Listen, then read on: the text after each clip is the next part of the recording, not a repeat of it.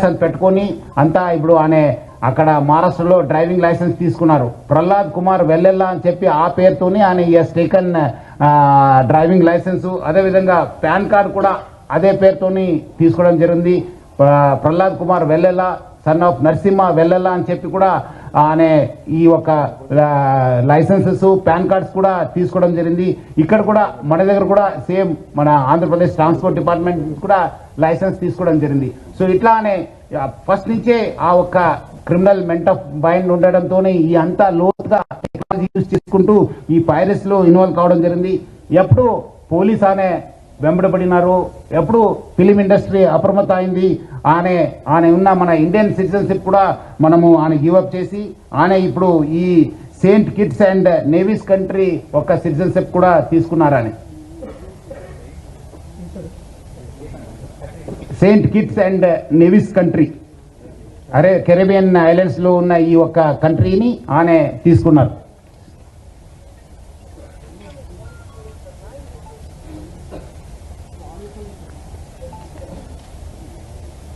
అదేవిధంగా ఆయన అక్కడ ఫ్రాన్స్ లో ఉంటూ మొత్తము Netherlands, Switzerland, USA, Thailand, France, దుబాయ్లో బాగా తిరిగేవాళ్ళు.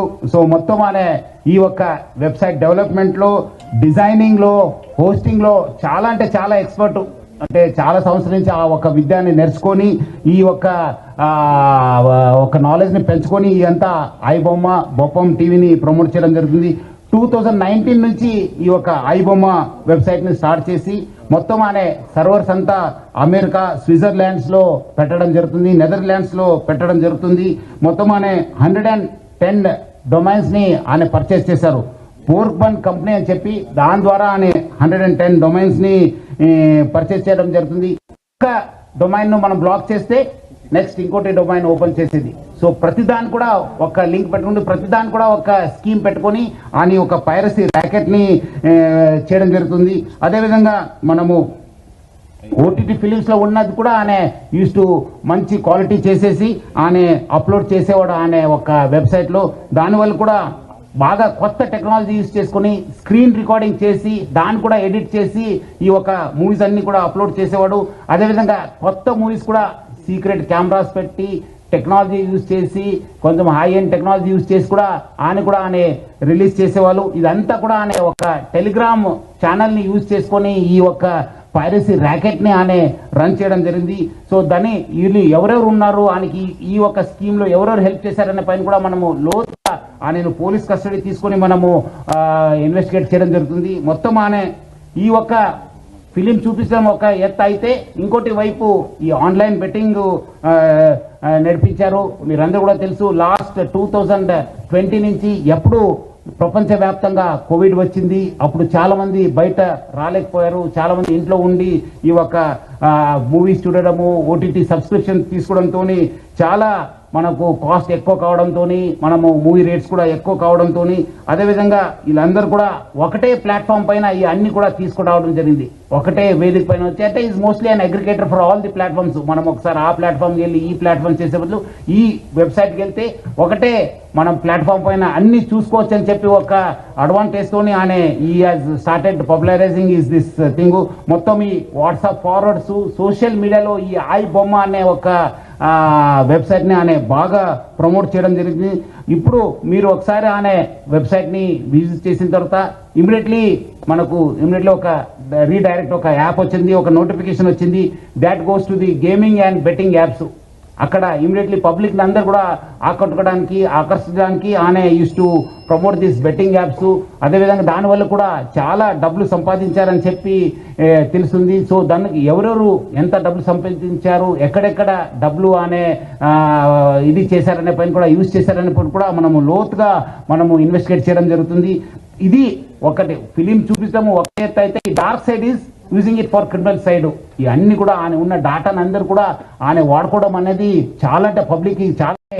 ఈ ఒక ఆయన వెబ్సైట్ ఒకటి బ్లాక్ చేస్తే ఆయన మళ్ళీ ఇంకోటి మిర్రర్ చేస్తూ దాదాపు 65 మిర్రర్ వెబ్సైట్స్ ని ఆయన రన్ చేసేవాడు. ఆయన మొత్తం ఆయనని ఇన్వెస్టిగేట్ చేసిన తర్వాత ఆయన దగ్గర ఉన్న హార్డ్ డిస్క్ అంతా రికవర్ చేసిన తర్వాత దాదాపు 21,000 సినిమాస్ ఆయన హార్డ్ డిస్క్ లో పెట్టడం జరిగింది.